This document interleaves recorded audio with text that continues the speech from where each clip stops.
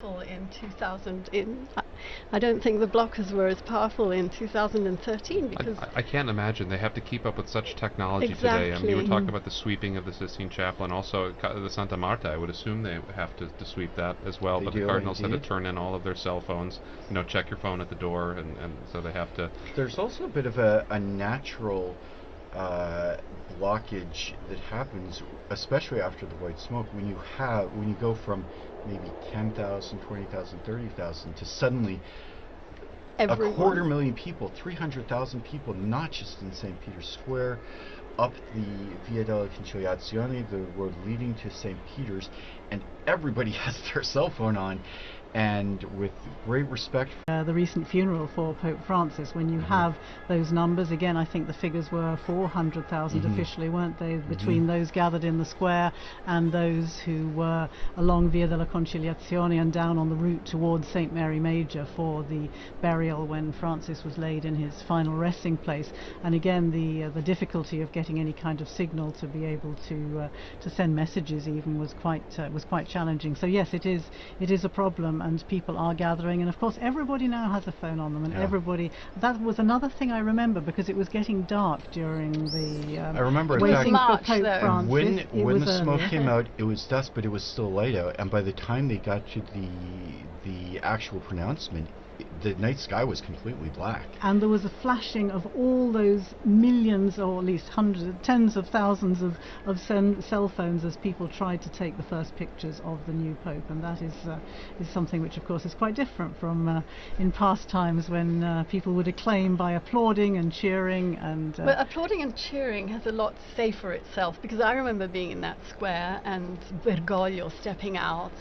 And to be honest, I didn't recognize him. I didn't know who he was. But You weren't the close only to one. me was a group of Argentinians, pilgrims. And immediately I realized he must be Argentinian, because they went wild. And so I think I was online, I don't remember. I think I said, I think he's an Argentinian.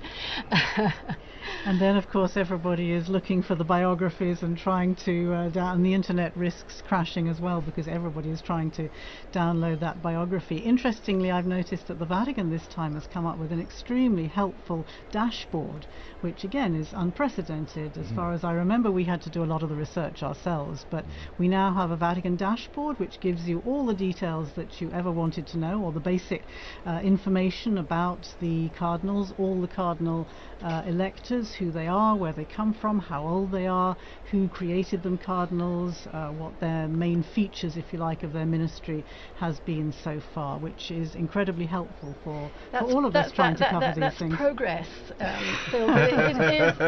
It is two-faced, in the sense that on the one hand, yes, we do have a lot of information much more readily at our fingertips. On the other hand, we are expected to be active on so many more platforms and to be there. And so it's been a really steep learning curve for us as well. We're going to have to be there when the smoke is white. We're going to take a screenshot, we're going to do a video, we're going to have a name out there. It's very challenging for journalists this time and age. And Linda, I'd like to go back to something you said about the applause, where applause is very significant. As you mentioned, Dawn, in the past, sometimes it was by acclaim, it was the voice of the people of the city of Rome. But even today, in various liturgies, we hear the people have an opportunity to signify their acceptance. And it's not a legalistic form, but there is a place for the people to express their approval of a choice of a priest, of a bishop, and less formally here for the Pope. Well, Saint Cyprian, when he was defending the papacy of Cornelius, this was in 250 A.D., he said that the clergy of Rome consented to him. He was ordained by all the bishops and by the acclamation of the people. And so this is actually, it is kind of liturgical, the reception of the Pope coming out on the loggia, and then the people acceding to that election in the square. It's a very important moment. Now, sometimes the people historically have not always been so peaceable. They've made their desires known. So at the beginning, when Urban VI was elected, they made it very clear that they wanted an Italian, the people of Rome, and so that was an important an important way, and that's a way historically that synodality can work out too, in a way that people can have their voices heard. And this is a very historical way that people have had their voices heard. When you mentioned that we were talking earlier about acclaiming the Pope and thinking back to that election in 2013, of course, you have that incredible acclamation and cheering, but then the other lasting memory that I have is Pope Francis asking the people to pray for him before he gave them the blessing. And in an instant you had however many thousands of people there were in the square falling silent, and so you had this extraordinary contrast between the noise of the cheering and the applause and then the silence as he stood there for really quite a long time with asking people to pray for him and to pray for his new ministry. That was really quite something unusual, I found. The sentry seagull is back, waiting for the waiting for the news. Waiting for the news. I'm reading something quite unusual for me. I'm reading that it could even be possible that today, in the Sistine Chapel, the cardinals have actually not voted, and therefore there will not be a signal. It's a remote possibility, but it exists. Yeah, the all the procedures that govern everything from the moment we learn of the death of the Holy Father, or the moment of his resignation, through the ceremonies to say farewell to the previous pope, through the period of mourning, the organization of the conclave, the how the College of Cardinals organizes the events, to the entry into the conclave, and all of the details of the voting are laid out very, very precisely in a document which we've heard many times, Universi Dominici Gregis, the name of the document that covers all of this. And there is, what that document foresees is that normally the cardinals would proceed immediately to a vote this evening. However, that's not an absolute, and there is admittedly a pretty remote possibility that they don't proceed immediately to a vote. There's also what would be a very strange possibility, but we've talked about this earlier, not unheard of, if the cardinals should choose someone who is not in the Sistine Chapel, they might take a vote, but the vote is not formalized and elect a pope, but the pope is not elected until he accepts. So you wouldn't burn the ballots, you wouldn't see the white smoke, and meanwhile the cardinal electors would have to call outside the cardinal, probably make a phone call, and ask their choice to become pope. And in that case, we would not see the smoke, and then people would really start talking. Yes, that would be a journalistic crisis for sure at that. And the question: when was the last pope who was not in the conclave to be elected? It was Urban VI. It was that election right before the Great Western Schism. He was the Archbishop of Bari, and so they elected someone outside of the conclave, and so they had to send him notice of that. And it took a long while, and the people of Rome were relatively restless until they found out that, don't worry, we have elected an Italian. And they all went home and had a party. So. Meanwhile, as we've been chatting away here, the cardinals are still gathered in one of the probably most magnificent chapels in the whole world.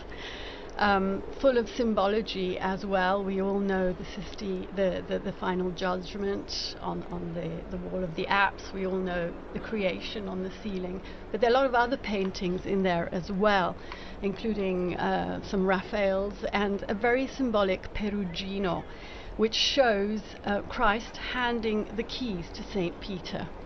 Delving into the bottomless archive of Vatican Radio, I found another program by Veronica Scaresbrick. It's a short one.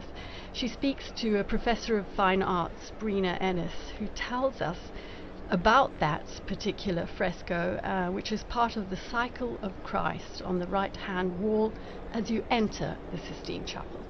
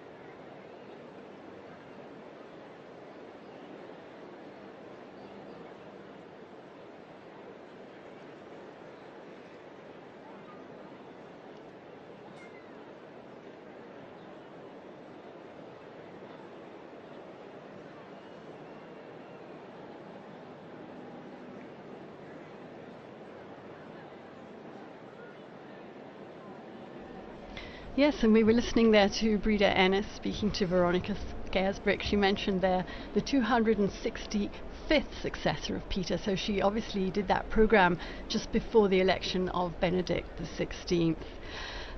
One element we haven't mentioned today, probably the most important, is the guidance of the Holy Spirit in this process.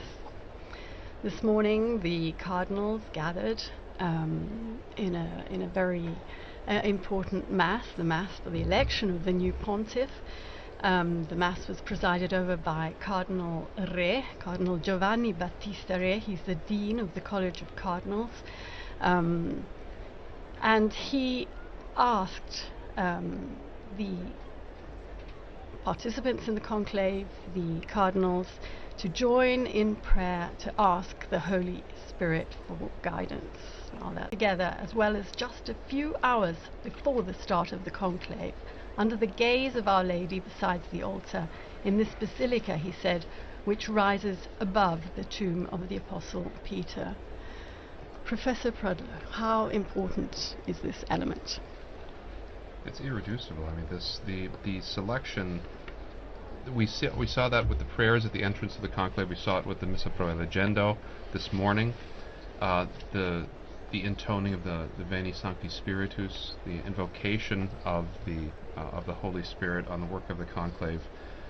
But it's also important that we remember, as the Holy Spirit guides and protects the Church, that we know that we also must cooperate with His promptings, with the promptings of the Spirit, in order to rightly follow God's will in our lives. And the cardinal electors have to do this too.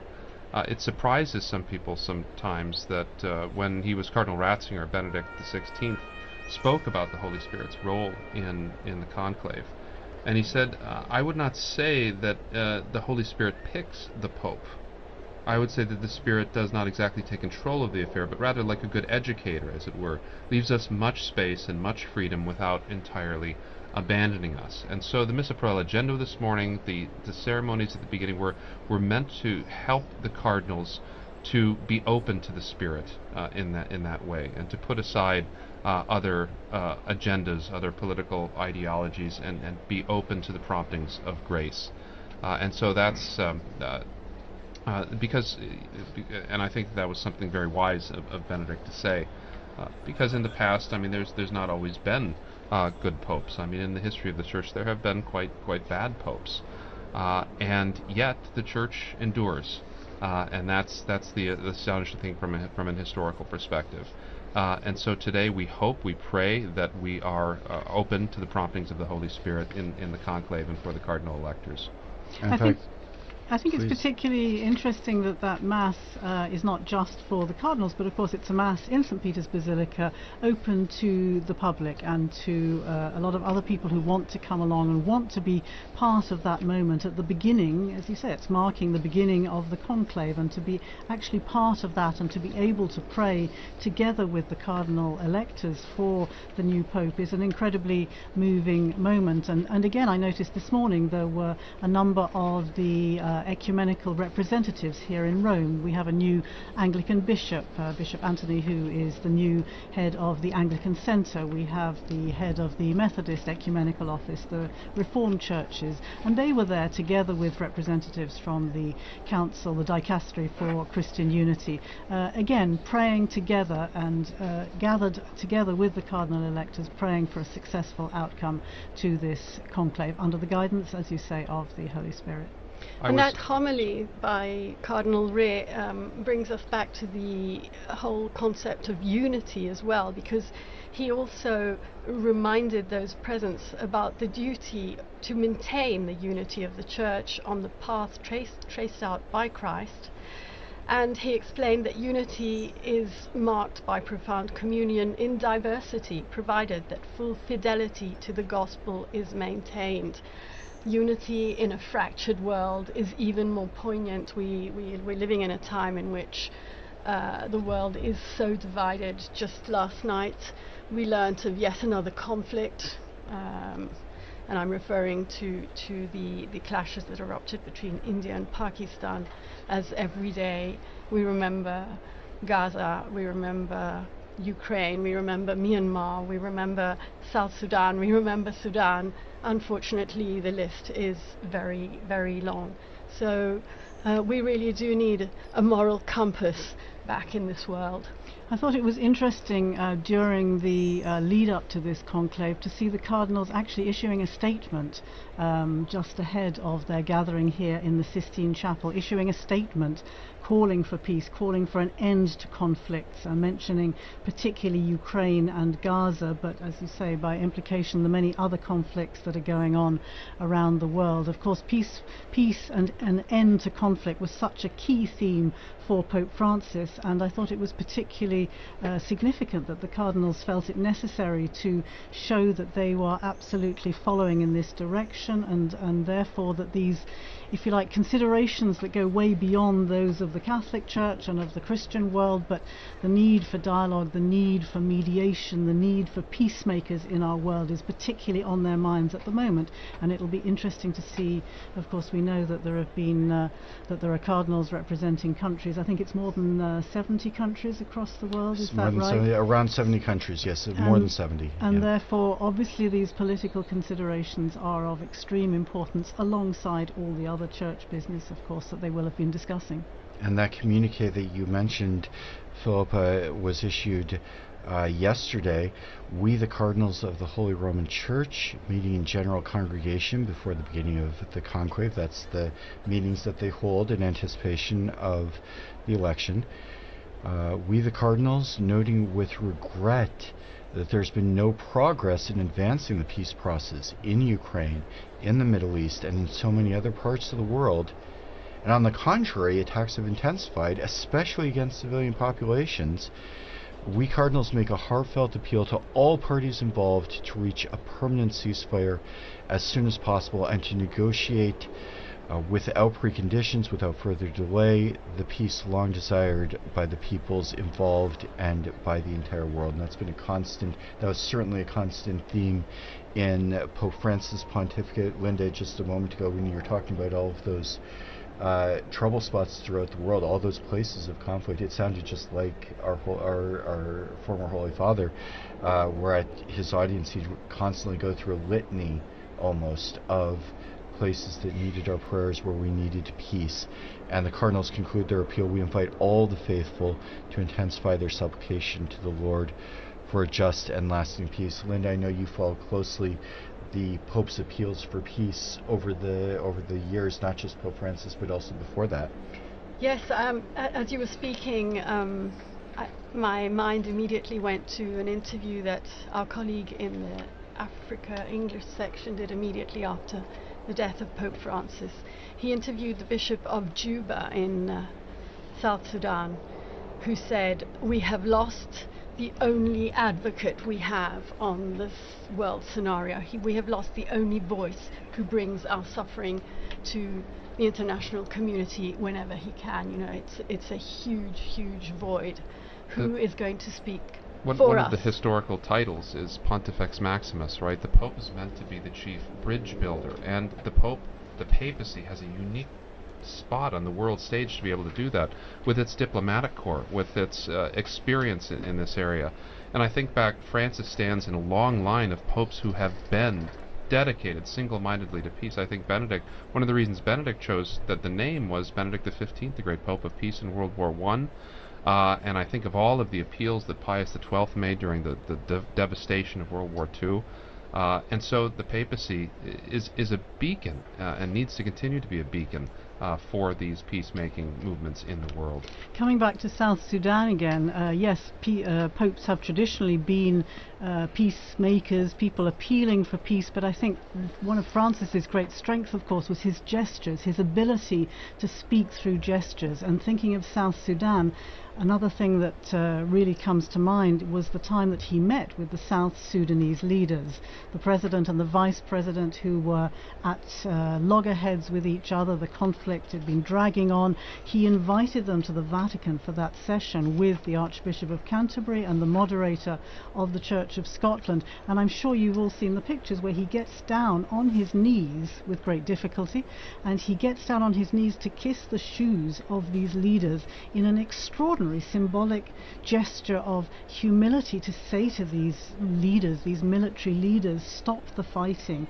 You've been elected to serve your people. And these are the gestures that I think sadly hasn't seemed to have been able to put an end to the war in that country, but very, very poignant and powerful gestures which will remain with us. And let's remember all the times the popes have gone to the United Nations.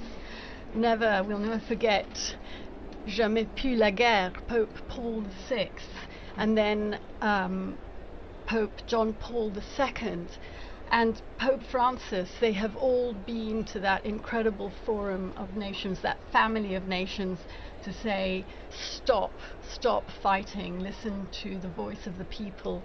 And as Pope Francis very famously wrote in his encyclical Laudato Si, heed the cry of the earth, heed the cry of the poor. It's an incredibly important role. And I think you mentioned Pope Paul's very heartfelt. You could see it on his face when he cried out, "Never again war, never again war."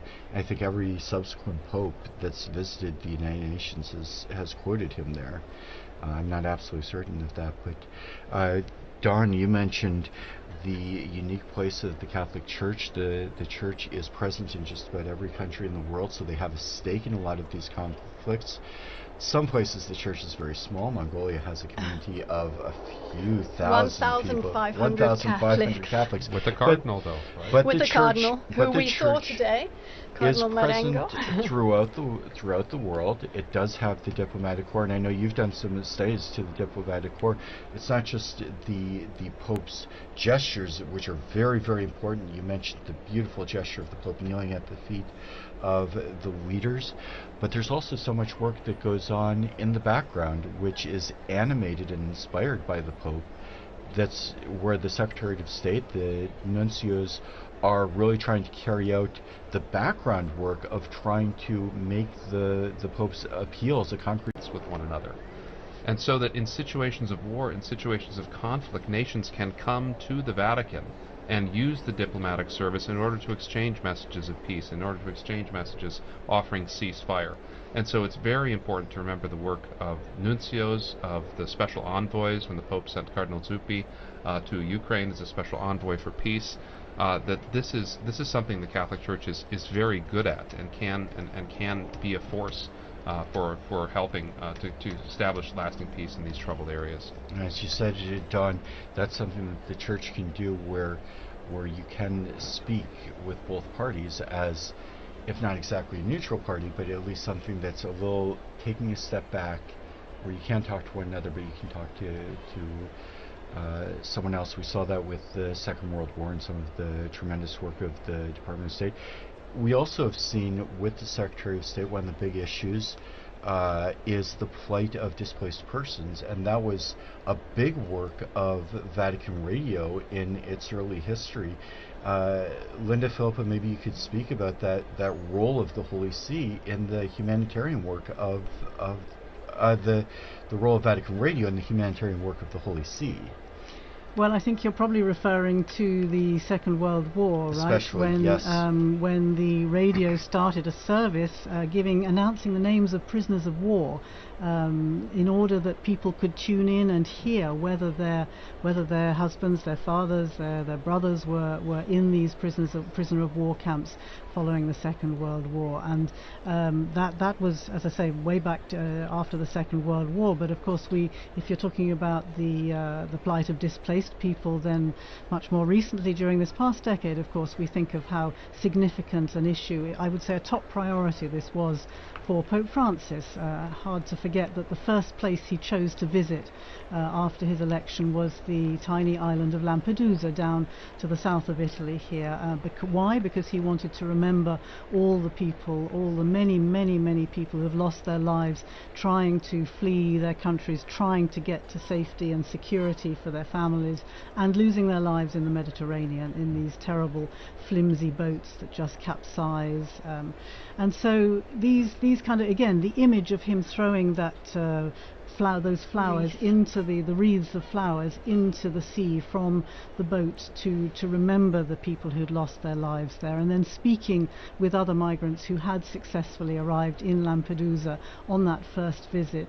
It was a theme that he started out that way, and he continued to do that all the way through his pontificate, to remember migrants and refugees and people seeking peace, seeking safety, seeking decent standards of living. It really was a top priority for him, I think. And he did that in the company of the ecumenical patriarch, if I'm not mistaken. I think Bartholomew was on that boat with him. Bartholomew went to the refugee camp in Lesbos. Right, I think you're thinking of the time he visited there when he went on a trip to Greece, and he travelled there with, yes, Patriarch Bartholomew, for whom also this is a priority. And it was, again, a moving occasion to talk to many of these men, women and children who had risked everything to cross the sea to try and get to safety. And meeting with refugees in the camp there was another very significant moment. But also here in the Vatican, you remember, he invited families, he had families come over here with the help of the St. Egidio community. The humanitarian corridors program. There was an awful lot of work went on together with the Dicastery for Integral Human Development and the Refugee Department there, and all the work that's been done, particularly during this past decade, I would say, is extremely significant. Meanwhile, I'm seeing here on the chat that's adjourning us is that the people in the square are clapping their hands in an attempt to get the cardinals to hurry up with the voting process. We're going to have an Urban the Sixth situation. Oh. They've been in there for a couple of hours now, haven't they? They have been, yeah, they've been waiting out there. Maybe we can take a short musical break. Mm-hmm.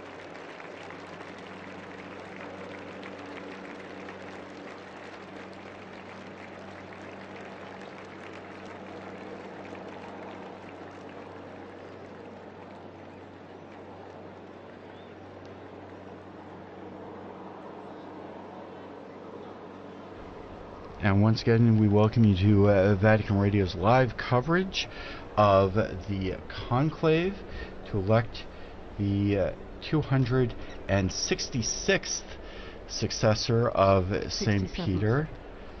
267th Pope, 266th successor, I think is the last count. But that's actually an interesting point, because the official list of popes has changed numerous times over the years, and in fact there was a change in the 20th century with different popes who had traditionally been counted as popes suddenly struck from the list, and perhaps some other clarifications from historical scholars. Well, so you have things like Benedict IX, who was pope 3 different times, and then John the 20th that didn't quite make the list eventually, and so they had to skip one.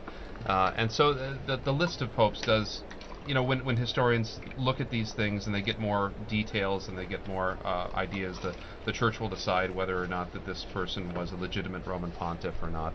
Because this is an important question. This is a Catholic fact. We have to know who is the pope. We have to know because Christ promised this to his church, and so it's critical that we know who and what are. But so sometimes in the dim recesses of history where we have too few records, it's difficult to say for sure.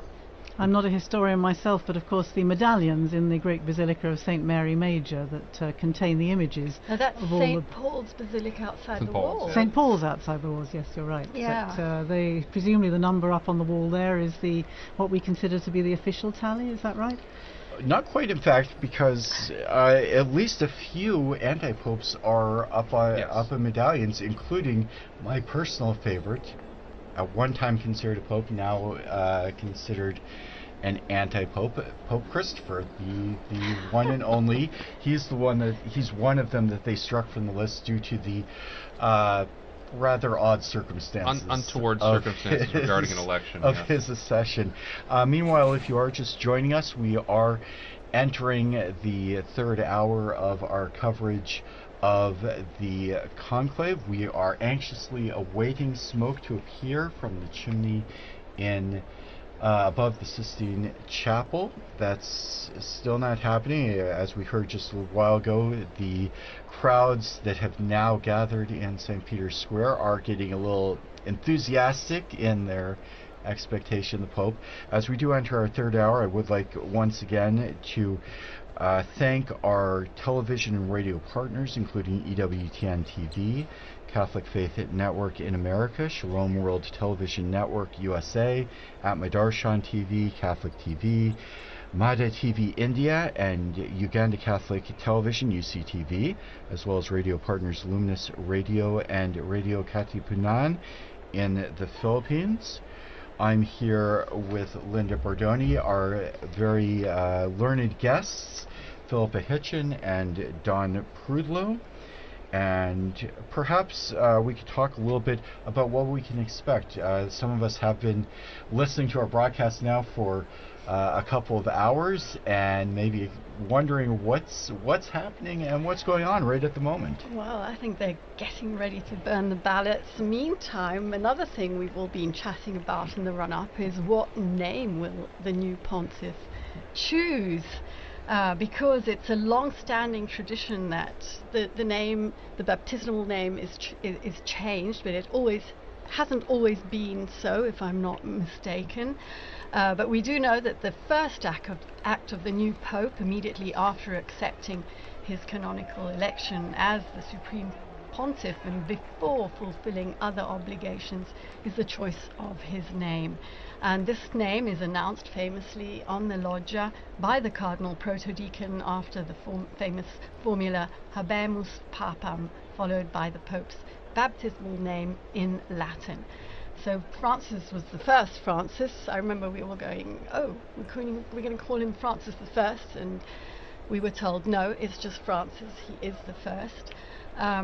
But it's an old custom that apparently emerged as early as the first millennium of Christianity, and I'm reading here, Professor, because it's 1,500 years old, so it is a pretty well-established custom.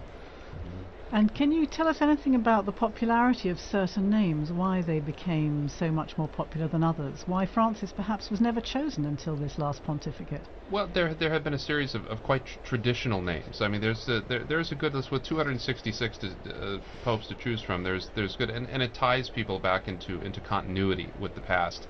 Benedict, naming himself after Saint Benedict, and after Pope Benedict XV, the Pope of Peace. I tend to think Pope Benedict XIV, the great scholar pope as well, that he tied himself to. But and then you had the innovation of John Paul, right, having the two papal names. And he will be, if there ever is another Francis, he will have to be Francis I.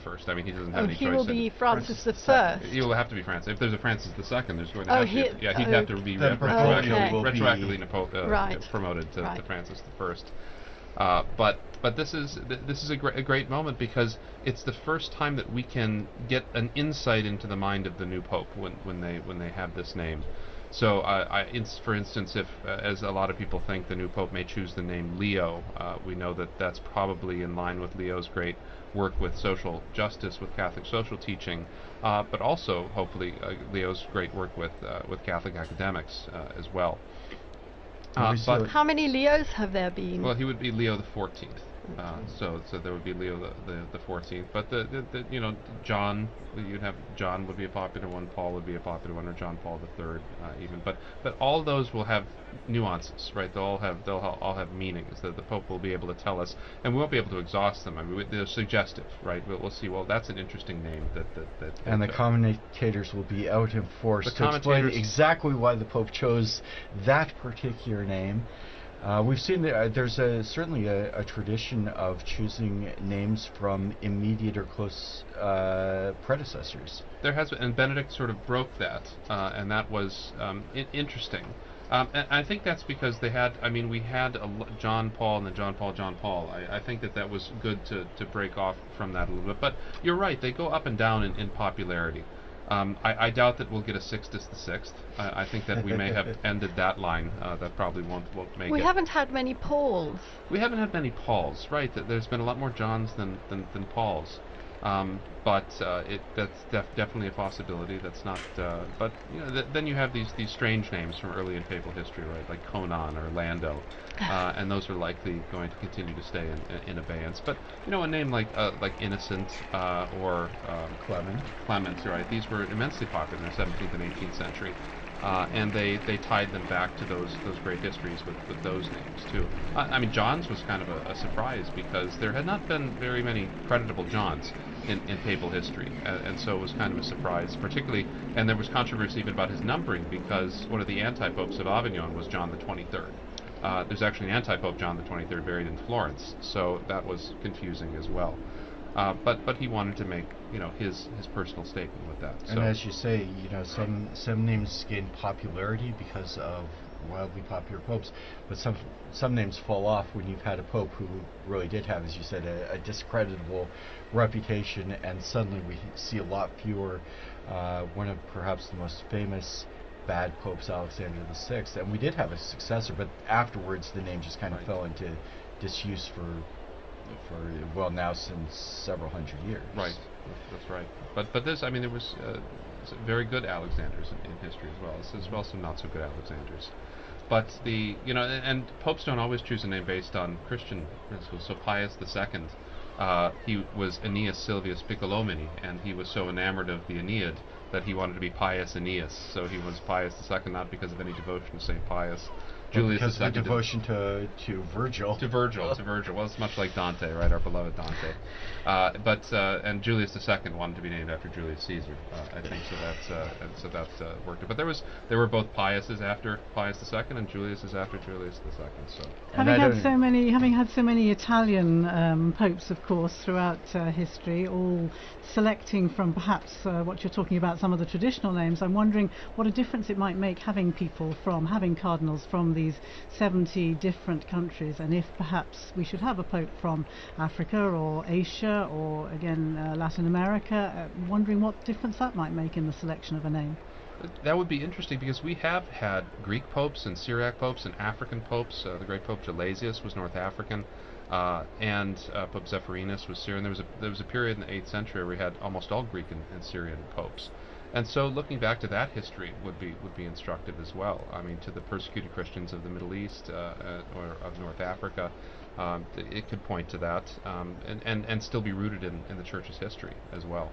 You certainly need a historian on hand, don't you, to help you make this selection. I can see that you're never going to be out of a job. They've never let historians into the conclave, though. There's no on-call historian, so maybe. And how important is it that a pope be proficient in Latin? Well, I think it's critical as the patriarch of the West and as the head of the Latin Rite of the Catholic Church. I mean, it's pretty critical. And you saw, I mean, the when you have these big international events, you notice that the entire thing was conducted in Latin for these cardinals, and it helps in a certain sense to decenter any particular ethnicity or linguistic group that provides something of that common unity that when the liturgy used to be in one language, that did provide that commonality throughout the world, but still today provides it at these really critical moments, so that when all Christians come together in Rome to celebrate Mass with the Pope, that they can sing the Pater Noster in one language, and so I think that's a wonderful thing. So it's pretty critical that he knows. The new Pope will have to know Italian too, since Italian has become the lingua franca of the Holy See. It was very interesting during the broadcast prior to this when we watched the cardinals going into conclave, and there was a long moment where each of the cardinals swore to uphold the oath. The full oath was read by Cardinal Parolin, and then each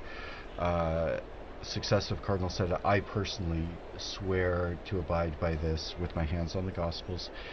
But all of them made that oath in Latin. And if you were watching on the video, you saw they had a cheat sheet in front of them with the precise phrase. What was really fascinating, you saw Latin cardinals, but you also saw cardinals from Eastern churches from all over the world, and each of them was pronouncing the exact same words in Latin in their own language. And I thought that was one of the most moving parts of the ceremony, where you'd hear an American perhaps with a bit of an Irish accent, and you'd hear a Japanese cardinal or an African cardinal, or cardinals from all over the world. Mm-hmm. I heard Stephen Brislin with his South African accent. For those of you, I mean, we all remember Pope Benedict pronouncing his Latin with a very strong German accent, which I found very endearing. So it really does offer a kind of point of unity where it's not a living language that's going to be privileged, but it's a language that everybody can kind of have a share in. And yet the language question, of course, is quite an issue for cardinals coming from so many different countries, perhaps in places where they haven't had an education in Latin to the same degree as would happen here, for example, in the universities, the pontifical universities in Rome.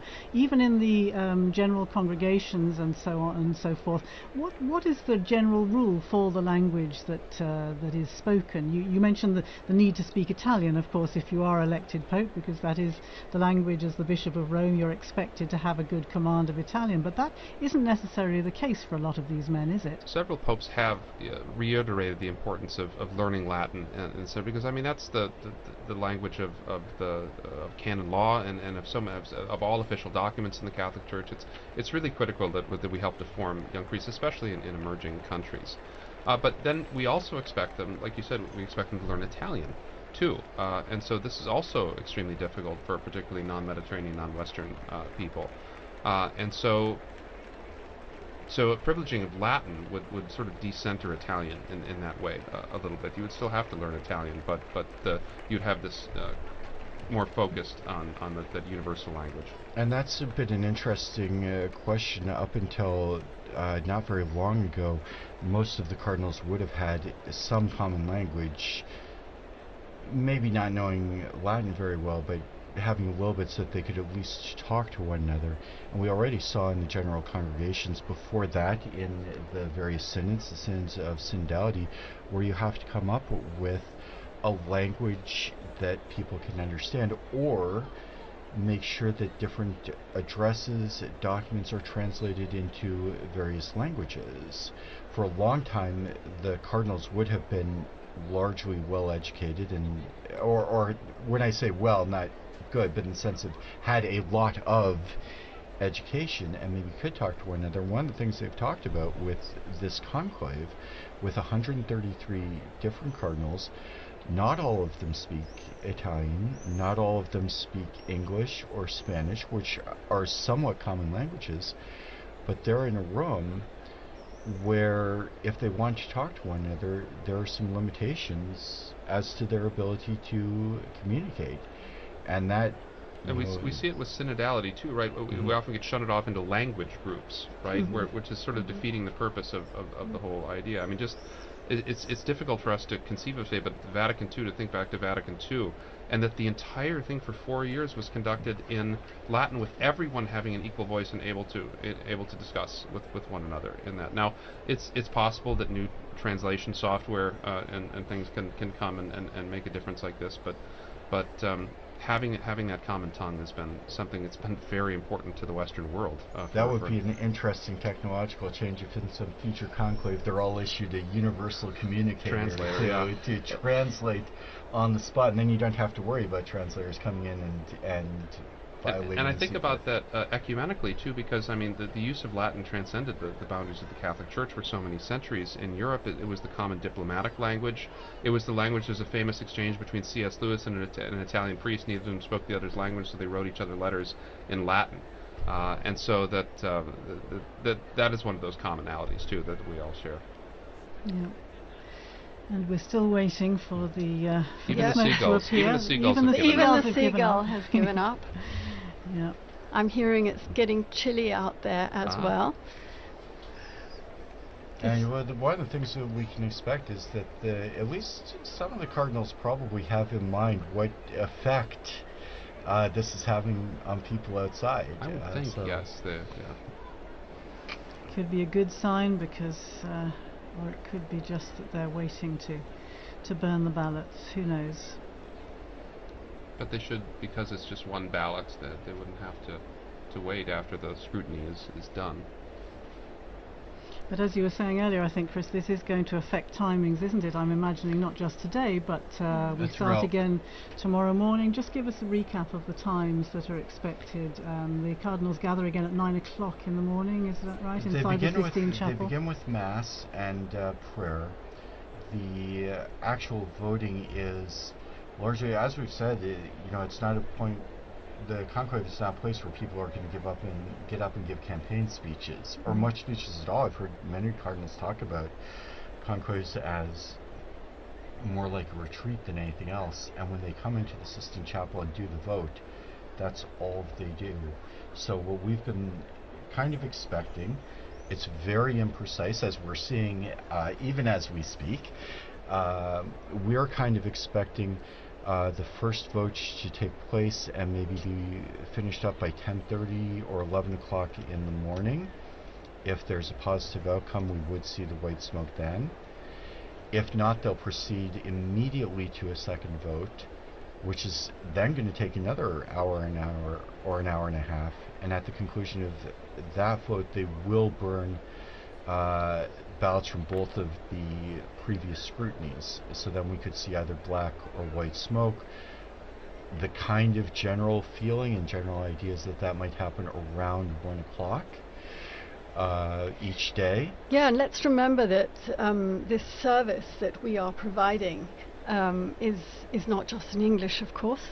Being Vatican Radio, it's in 7 languages, the live service that we are doing now, but the other languages will also be broadcasting, so it's going out in a lot of languages as we speak, and of course everything is on our website, on our social media, on Twitter, and not just spoken languages. And not just spoken languages, the sign languages, in various sign languages. There's the Italian sign language, the American sign yes. sign language, And I'm hearing here that we have Devon on the line. He's still in the square. Devon, hello. Hi, good.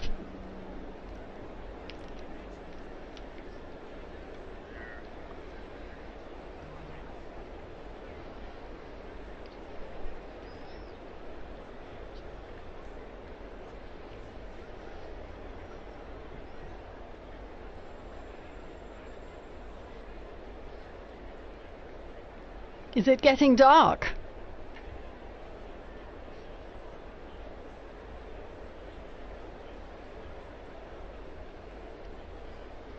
We're all wondering what's going to happen. We've entered the 2.5 hours since the beginning of this commentary, and so yes, the seagull appears to have also left its position next to the chimney. Perhaps also growing impatient.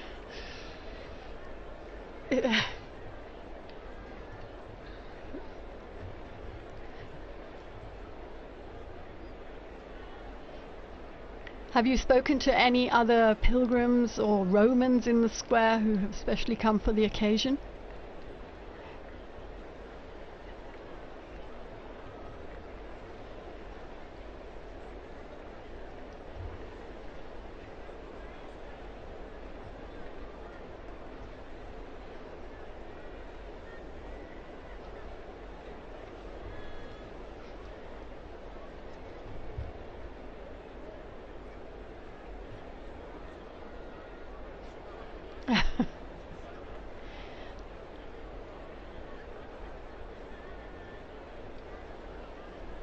Absolutely. We will. Thank you very much, Devon. And what's very interesting is that if they've chosen not to do a vote this evening, or if there's a problem, that's probably not the level of intervention that will cause them to break the conclave. So there's no real means for them to let us know what's happening inside. So we're gonna keep guessing and keep waiting and praying. For those of you who are listening in, we can tell you a little bit about how you can listen in to and follow the papal election on Vatican Media. As we mentioned, we followed the Mass for the election of the Roman Pontiff earlier this morning. You can learn some more about that on our website. If you're watching on TV, you see our famous seagull has returned, at least one of them. There are various languages that you can follow the events in, including sign languages, American Sign Language, and some of the Spanish and Italian versions. Vatican Media is also providing video and photo coverage of the various events that took place today, the Mass and the entry into the conclave. And we will be opening up a live broadcast for each of the periods when we do expect a papal vote, continuing tomorrow morning, beginning at, I believe, 10 a.m. I think the broadcast goes live at 10:30 a.m. 10:30 a.m. And you can go to our Vatican website to find all of the broadcast times, and we do really hope you will join us.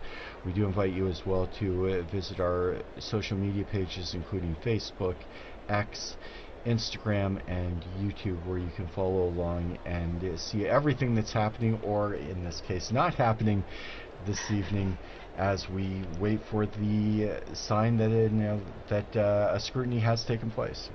You're talking about social media, you're talking about the radio broadcasts. Of course, the Osservatore Romano, the Vatican newspaper, is also waiting anxiously for the results of this papal election. If I remember rightly, they produce a special edition, remember rightly. Yes. And almost as soon as the announcement is made on the balcony, the presses start rolling, or at least the copy editors start putting out this edition so that it can be distributed free, I think, in St. Peter's Square to people as soon after the event. As was the one that marked the passing of Pope Francis. Meanwhile, they tell me we have someone else in the square. It's Sister Nina Krafic. She works here at the Dicastery for Communications. She is a communications expert. Nina, hello.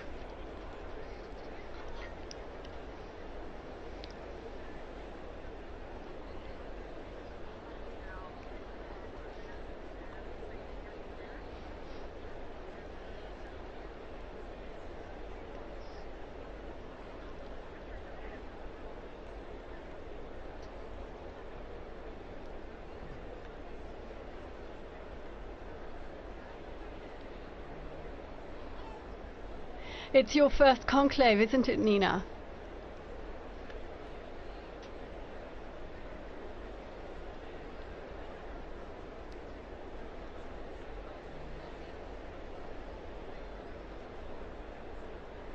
You are an expert in communications, but not only in social media communications.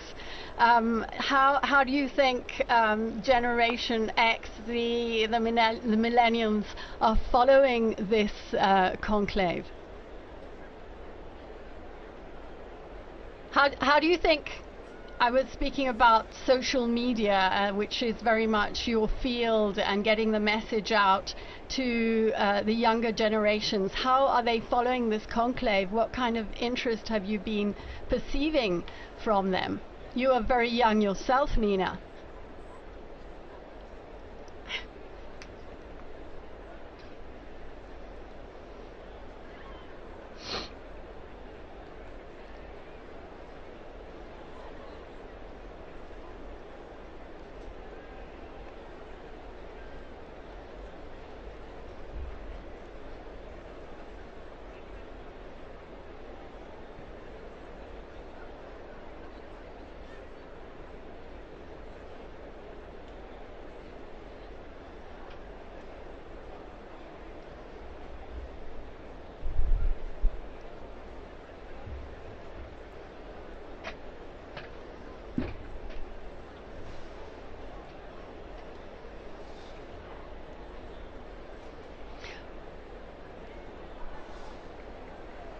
Well, you know how we knew that you were there, Nina?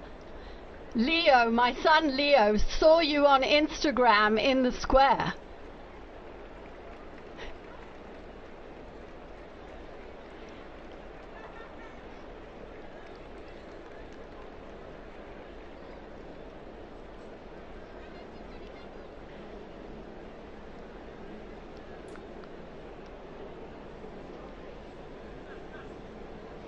Right.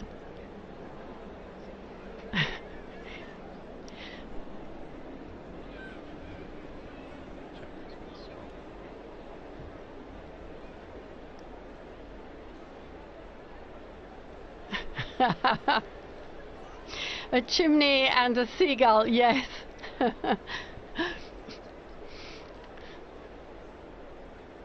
Thank you, Nina. Yes. We'll be speaking to you again. Yeah, absolutely. Okay. Thank you. Bye bye. Bye bye. So that was Nina Kravish. She knows all about influencers and the dicastery that has understood very profoundly that it has to move with the times if it wants to keep up with the world, and has brought her in to study the role of influencers in communication and to talk to gatherings. She goes to speak at conferences about the church and communications with a very new voice. You need a dicastery of influencing. Interesting, though, that what we think of as the generation that likes everything instantly, that people should be standing there for an hour and a half, 2.5 hours now, watching a chimney without anything happening at all. So quite a turnout for the books, and interesting to see the reaction. Will people not be so interested over the coming days, or will that simply increase the tension and increase the interest? We'll have to see tomorrow what happens. Francesca's telling me the numbers have gone up. There are 45,000 people in the square at 20:35. That's 25 to 9 local time here in Rome. Well, it's still mercifully before Italian dinner time, but it's well past American dinner time. You were giving us the timeline, Chris, earlier on. Tomorrow in the morning, as you say, the cardinals go in. They have 2 votes in the morning. Then they break for lunch, don't they? They do have a break in the afternoon. They will, after the second vote, if the first vote is not conclusive, they'll go immediately to the second vote. Then they do have some time. They'll have their lunch. There will be more prayers. Of course, each session of the voting in the Sistine Chapel is marked by prayer, especially to the Holy Spirit. We can take a look at some of the prayers that we saw today for the opening of the conclave. And then the expectation is, Don was just talking about Roman meal times, but time for a long lunch or a nap, and then they'll be back in the Sistine Chapel. Always in the seclusion of Santa Marta. Always in the seclusion of Santa Marta. I was struck, we've mentioned a couple of times the movie The Conclave, and we've all seen various parts of the conclave, and I noticed a lot of the sets bear zero resemblance whatsoever to the places they're purporting to be. But going back to the schedule, we will have, or expect to have, a vote in the afternoon. That's what's provided for in Universi Dominici Gregis. We'll begin coverage around 4 in the afternoon Rome time. And if there is a successful vote, we'll see the white smoke. Otherwise, we'll have to wait for a few more hours, and possibly the first smoke we might see in the afternoon in coming days might be around 5:30 or 6. Later, if it does go to a second ballot, we will see smoke of some sort, hopefully, around 7 or 7:30 is the expectation. But as we talked about, there was I'm getting news about that. Apparently the last time there was not a vote, so there was no smoke during the session, was in 1941. But they're also pointing there wouldn't out... have been, right? Because there wasn't a conclave that year. Ooh, wow. So that was to be expected. So that was not a good information I get here. Because they also point out there were far fewer cardinals in that conclave, but as you say, no conclave in 1941. Maybe they meant 1939. We'll have to check that. Check on that again. And still nothing. It still looks quite light out there.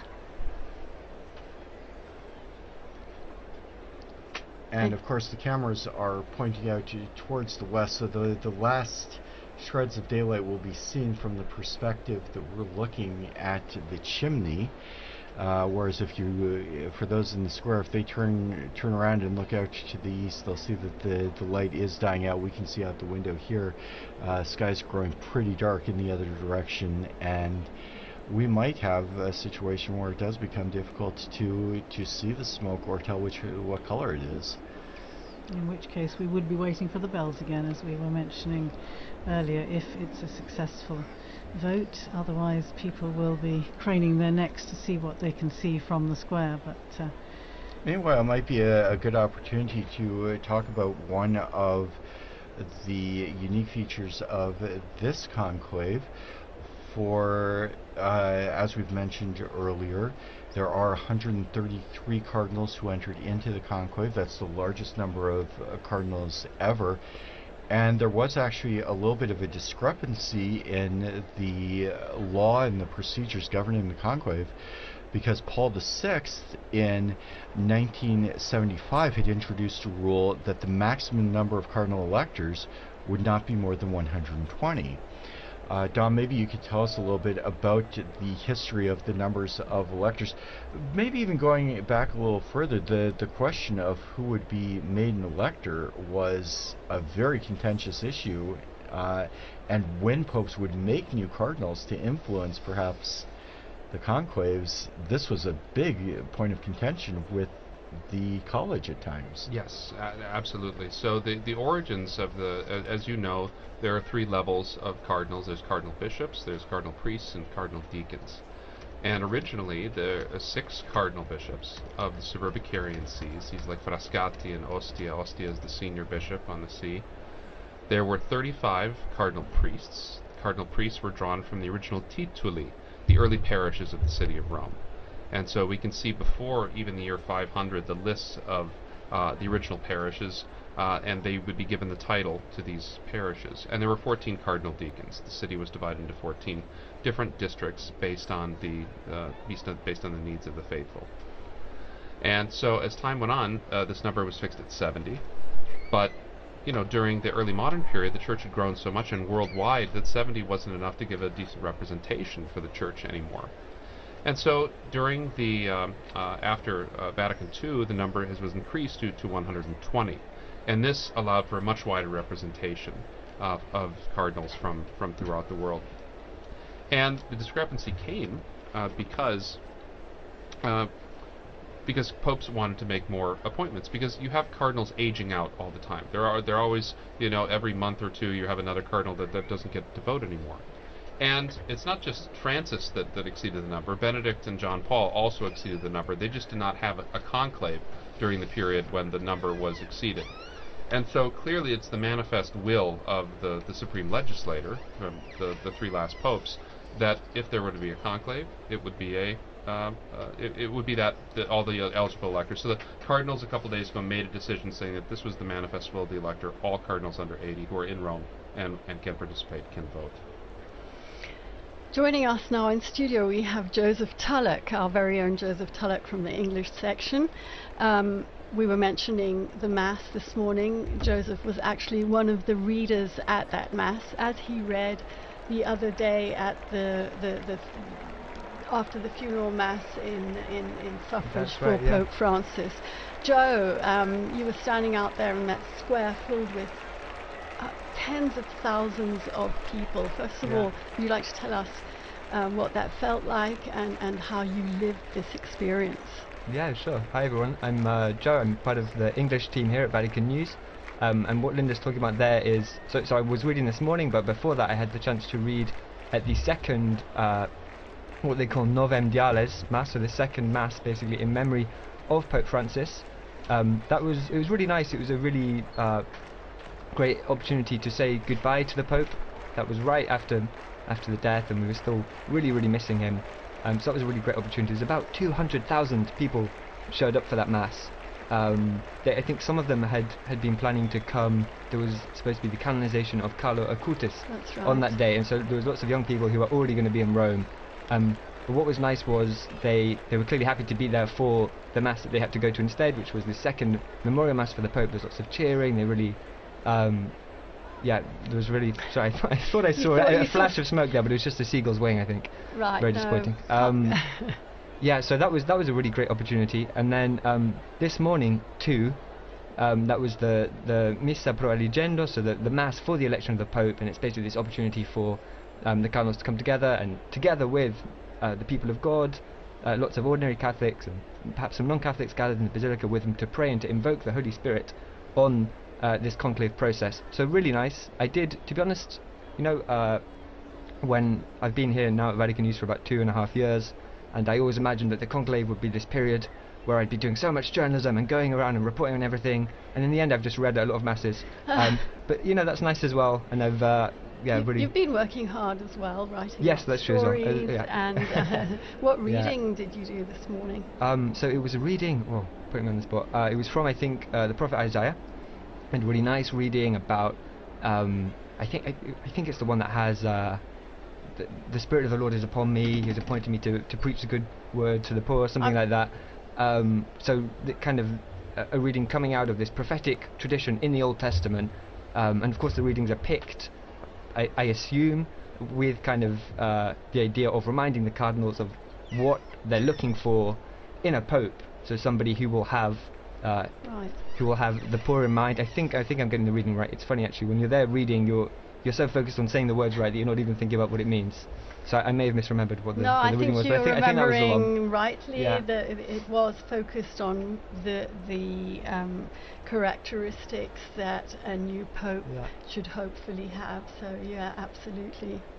Yeah. Joe is going to be in studio with us again in these coming days as we await the smoke, unless at this point it could be white.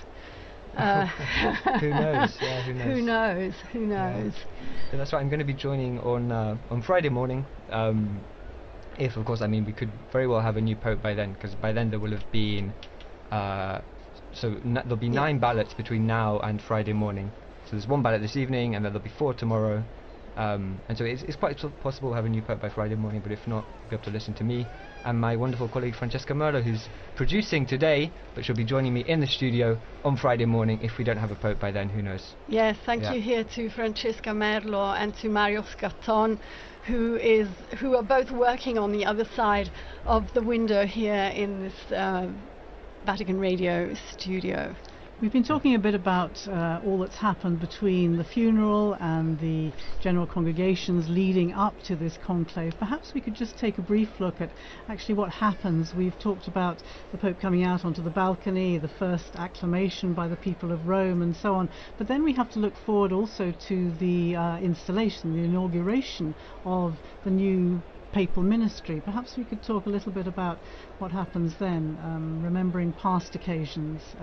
It's usually about a week, isn't it, between the announcement, between the successful outcome of the conclave. Well, first of all, all the delegations that are going to be here in Rome for that ceremony have to get here, so it can't be immediately afterwards. There are some technical times that have to be respected, so even should the Pope be elected on Friday, it couldn't be on Sunday. It would just be too early, although on Sunday he could probably do his first Angelus address. Yes, absolutely. And we have to remember that if he's a bishop already, and all the cardinals in there, and most of the cardinals are bishops, that he becomes Pope the moment he accepts. When the cardinal asks him, do you accept the canonical election as Roman Pontiff, and he says yes, he's the Pope. And so the installation Mass is it's not a formality, it's a very important moment that he inaugurates his Petrine ministry. But he becomes Pope with full authority at that moment. And then the inauguration, I remember being at the inauguration in 2013 and being up on the colonnade. That was a great privilege. I love doing that. And you see, because then you allow people just for the funeral too, like when they have the delay, you want the dignitaries to be able to come, and they will come. I mean, as we've seen it, I mean, the world pays attention to what happens in the city, and that's critical. But there's a whole set of ceremonies that go along with the new Pope, right? That culminate really after the installation Mass with the actual possessio, the taking possession of his cathedral at St. John Lateran, which I was also present for when Pope Francis took charge of his cathedral. And so this is a wonderful series of events that makes fuller the meaning of what's happening in the Sistine Chapel right now. Pope Francis particularly wanted his inauguration, if I remember correctly, to be on the feast day of St. Joseph, isn't that right? And that, of course, became, again, a bit of a theme during the pontificate. We learnt that he had the statue of the sleeping Joseph that he would keep on his bedside table there in Santa Marta. Had a particular significance for him, didn't it? And he inserted the name of Joseph in every Mass that was said throughout the world. So this a great devotion to St. Joseph, to St. Joseph in his feast days, as patron of the Universal Church, but also as a patron of workers and as a patron of Christian fathers. It was very important to him, for sure. The thing I remember particularly about the installation of Francis, of course, was that it was only 3 days apart from the Archbishop of Canterbury, and because I was covering ecumenical affairs, I wanted to be in both places, and fortunately, because there was that little time gap, it could have been on the same day, but actually in the end I was able to be here in Rome for the papal inaugural Mass, the papal installation, and then get to Canterbury as well for the Archbishop of Canterbury's taking the beginning of his ministry there in Canterbury Cathedral. And there was a nice when Francis died, there was a nice little tribute from Justin Welby, no longer of course the Archbishop of Canterbury, but there was a nice tribute in which he talks about his first meeting with Pope Francis, and he was ushered into these extraordinarily elaborate and baroque surroundings in the apostolic palace, and feeling a little bit intimidated anyway, and he sits down, and the Pope begins by saying, I'm senior to you, as you know. And of course his kind of heart sunk, and he thought, well, this kind of wasn't the tone I was expecting. And then the Pope looks up and jokes and goes, by 3 days only. And that was kind of the tone that the jokes continued, and it was the beginning of a very strong relationship in which they kind of lived out this ministry of walking and working together, which became the leitmotif of the sort of Anglican Catholic dialogue through this past 12 years. Well, in a much more modest register, we also learnt to know him and to walk with him after that 13th of March, which we don't forget because we were here. We didn't know who Bergoglio was, and very slowly we began to understand him. He went to Lampedusa, as you mentioned, his very first journey abroad, after having said that he didn't really want to travel. It wasn't his thing, but he went to Lampedusa because that issue was so important for him. And being there, he realized, he told us afterwards, he realized how important it was for the people to feel his closeness and to feel he was going to them. And he ended up undertaking 48 apostolic journeys abroad, as well as many others within Italy. Joe was on his last apostolic journey abroad to Belgium. Yeah, penultimate, because the last one was to Corsica, exactly. But you went to Belgium. That's right. Yeah. So there was a very quick one to Corsica where he came back, and I think within the day, exactly. But before that, the longest kind of traditional papal journey, the last traditional papal journey was the one he did to Luxembourg and Belgium. I was with the Pope for the stop he did in Belgium, and it was an interesting papal journey because it came right after this huge one that lasted several weeks across a couple of countries in Asia. So 4 countries. 4 countries in Asia. Asia and Oceania. Yeah, and there'd been some. So, for instance, he'd been in East Timor, where something crazy like 70% or 60% of the population turned up for a mass he celebrated, and these incredible scenes. And I think it's the most Catholic country in the world, with the possible exception of Vatican City. No, I think it's more Catholic than the Vatican City. Okay. That's what the Vatican officials quit. But okay, right. And so he'd just come back from that, and then he came to Belgium, which is obviously a fairly secular country. It's a country that's been really marked by the sexual abuse crisis, which is something that's happened in the church all over the world, but it was particularly bad in Belgium. And so it's a country where there's also, on a level, there's some also distrust, I think you can say, towards the church. And so it was a very interesting papal journey for that reason. The Pope did a couple of things. So he met with survivors of sexual abuse, and that was a closed-door meeting, so there were no journalists there. We don't know exactly what was said, but there were some interviews afterwards with some of the survivors who said that he really listened to them and they felt moved by that. And he also visited some universities. So Belgium is home to 2 famous Catholic universities. I'm going to butcher the pronunciation. One is, I think, Leuven, and one is Louvain, and one is Dutch-speaking or Flemish-speaking. The other one is French-speaking, and they're 2 very historic, very prestigious Catholic universities, and the Pope visited both of them. There was, if I remember rightly, there was at Leuven, the Flemish Dutch-speaking one. He kind of had an exchange with the professors, and then what was interesting was afterwards when he came to Louvain, it was more a dialogue with the students. But on both kind of occasions, he was doing what we really came to expect from Pope Francis, which was this dialogue, kind of talking to people, even people who disagreed with him. I remember there was some when the students were talking to him, as well as they agreed with a lot of what he said, and then they were pointing out some points where they disagreed, and that was really typical of Pope Francis as well, this desire to talk to people, even people that didn't agree with him. Absolutely. And so it was kind of it was a classic Francis trip in that way.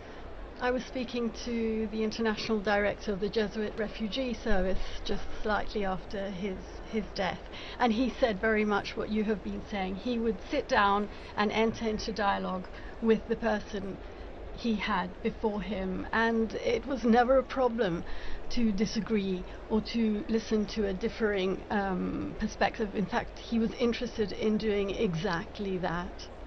Certainly the fact of his meeting with Jesuits wherever he travelled in any of the journeys around the world became a particular hallmark, didn't it, of these trips, and I think a particularly important moment for the Jesuit community throughout the world. I'm wondering, Don, if you can tell us anything about the frequencies of popes belonging to particular orders as opposed to those who don't. I mean, it's not terribly common. We remember it was almost a shock when Jorge Bergoglio was a Jesuit, right? It was kind of popularly thought that a Jesuit would never become pope, so that was very shocking. There have been several popes from religious orders. From the Franciscans and Dominicans, each have a handful of popes. None since the 18th century, late 18th century. There have been some monk popes, particularly during the period of the monastic revival in the 11th century.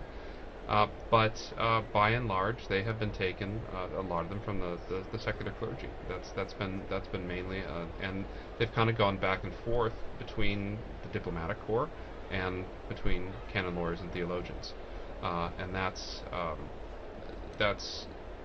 been pretty much the case. There hasn't been too much of a... While there is always, I would say, about 50% of representation in the College of Cardinals come from religious orders. They do not often get elected to the papacy. I don't think it's any particular animus against... It maybe historically have been against Jesuits, but that's not... And I'm talking back from the very foundation of the order. But it's really something that the person has to fit the job too.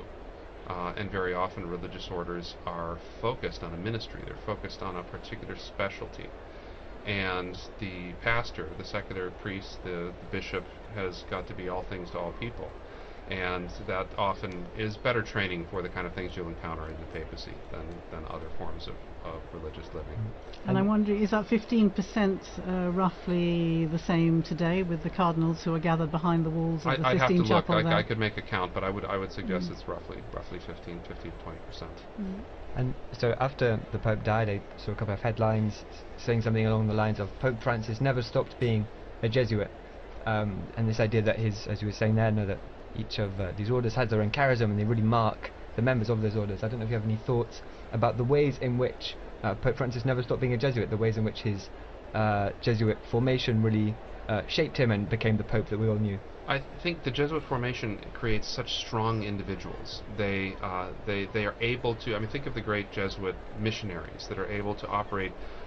they're meant from the very foundation not to live in religious community, right? They're meant to be able to be sort of sole proprietors sometimes when they need to be. And so go off like Francis Xavier around the world by themselves, never see another Jesuit for years and years and years. And I think that kind of style, that kind of... particularly the Jesuit emphasis on obedience and on sort of the voluntas of the superior was very much in evidence in ways that you might not see from a Dominican perspective as well. So I think that strongly individualistic way of doing things, I don't mean individualism in a bad sense, I mean a strong, well-formed person that is able to act and knows their mind and acts in that way. And Jesuit formation is really effective at creating that. And so I think we saw some of those aspects coming out in his papacy for sure. Would you say also the question of discernment, which is a particular feature of the spiritual exercises of the Jesuit mindset in some ways, and of course the discernment process is perhaps at the basis of this synodality, the synods on synodality and so on that Pope Francis has begun and as we know has set in motion through to another synod in 2028. I think that would perhaps also be another feature of I think of so. the That's Jesuits. exactly right. Yeah. I'd like to remember Pope Francis's last gift, which was a Pope Mobile that has been readapted, thank you, Philippa, into a health clinic for the people of Gaza. I think that is such a significant and powerful gesture, reminding the world of those most in need. And it came, of course, following the phone calls that he traditionally made so regularly to the parish, the Holy Family parish in Gaza, which I think you visited. I was able to do so when I went there When you went. to the Holy Land some years ago, and was able to go to Gaza with the previous parish priest, and you know how significant it is, how important it is in any situation of conflict like that, to know that the world has not forgotten you, to know that people are praying for you, that people are praying for peace. And clearly those phone calls that Pope Francis insisted on making right up until Even the previous weekend. from the hospital, when he was in the hospital, when he could, he would call Padre Romanelli and just ask them what they'd had for dinner. There's smoke. We do have smoke we have coming smoke? out of that chimney, but it's And it is definitely black black. smoke. Definitely black smoke. Definitely black smoke. Yeah, It's 21 hours. It's 9 o'clock in the evening here in Rome, and that is They took their time with They it. took their time. They had a good think. They listened to a meditation by the papal preacher, which probably took time as well. Definitely black smoke there, I would say. And I wonder what the reaction is in the square below, to the crowds who are seeing that, and knowing that there has been no decision, no successful outcome on this occasion. And now we have a shot of the square. I can see some cell phones flashing away there. Whether they'll be able to capture that black smoke billowing in the wind there out of the chimney and away across the rooftop of the Sistine Chapel and the rest of the Vatican museums, I'm not sure, but that's certainly black smoke. I wonder sure. if we have some sound from the square there. Do we have squares? No, we don't. They tell us we don't. But we can see. Here we are.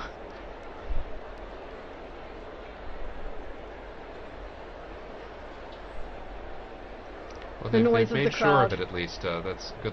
They've Oh, wow. got a good bit of it. Yes, a good crowd in the square. And you can see, of course, those giant screens set up so Right. that even if you can't actually see from where you're standing, Which it looks Yeah. difficult to see from It that does. angle. it does, It doesn't does. it? Yeah. And in fact, I remember that from past And as you were years. saying, it's At dark. nighttime, yes, Yes. it becomes difficult. Okay. Okay. Well, that is again. I never fail to be moved by the sight of our most beautiful city, the Bernini Colonnade, St. Peter's illuminated, that night sky. It could have rained today, but it didn't, which was also It a looks like we blessing may for have many. good weather for the rest of the week. There you So are. And you can see, if you're watching on the television screen, it is now completely dark in Rome. The lights are on, the new illumination of the dome of St. Peter's. And the crowd, I think, is very relieved to see smoke, and very definite black smoke. I think Definite there's no black smoke. question from the very beginning.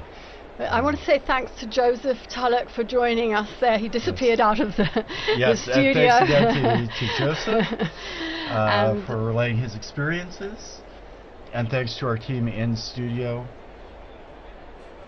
I can see people making their way Yes, people fairly are moving swiftly out of the square. Towards definitely past dinner time here in Rome, but And I'll people tell you, will it's going to be tough to find a restaurant anywhere near St. Peter's this evening. yes.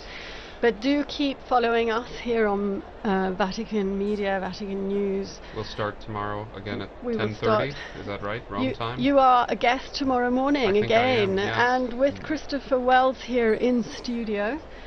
So yes, 10:30 Rome time tomorrow morning for another marathon And sure commentary. we'll have Devin as well tomorrow in the anchor spot. Yes. He joined us with some great contributions from the square. So thanks to So, Devin, yes, and thanks especially to our guests, Philippa Hitchin and Don Prudlow, for providing so much information and insight, and your memories and reflections from the various pontificates. And being Thank so you game much. for such a long, in a alive, marathon session. Win it, wonderful. but we And thank you to Francesca Merlo for being our great producer. And I can see out there Kelsey Gassi, who is also working away behind the scenes, and Mario Scatton. Thank you, all of you. arriviamo. We can, they're signaling us from the... So we are in fact going to finish up our broadcast now with the main event has occurred, as it were. So again, thanks to all those who participated in the evenings. Thanks to especially to our head of the English section, Linda Bordoni, who has done so much hard work to make all of this possible. And thank you, Christopher.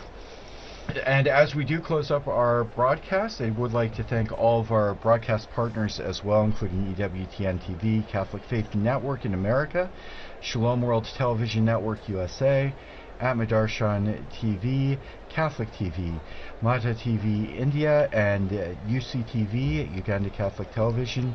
Also our radio partners, Luminous Radio and Radio Katipunan in the Philippines. Thanks to all of you. Please join us again tomorrow. Laudetur Jesus Christus.